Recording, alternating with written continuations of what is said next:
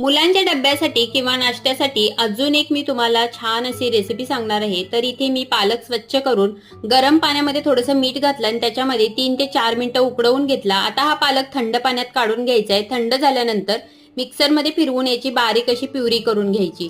आता ही प्युरी मी एका बाउलमध्ये काढली। याच्यामध्ये मावेल इतकं गव्हाचं पीठ घालायचंय, चवीपुरतं मीठ, थोडासा ओवा घालायचंय आणि हे चपातीला मळून घेतो त्याप्रमाणे पीठ मळून घ्यायचं आणि तेलाचा हात लावून बाजूला ठेवायचं। 2-3 उकडलेले बटाटे किसून घेतलेले आहेत, त्याच्यामध्ये आलं लसूण हिरव्या मिरचीची पेस्ट घातली, चवीपुरतं मीठ घातलं आणि थोडीशी हळद घातली आणि हे मिश्रण एकत्र करून आता या ज्या पिठामध्ये आपण पालक घातला होता याच्यामध्ये हे पारी करून असं भरून घ्यायचं आणि मस्त असा पराठा लाटून घ्यायचा।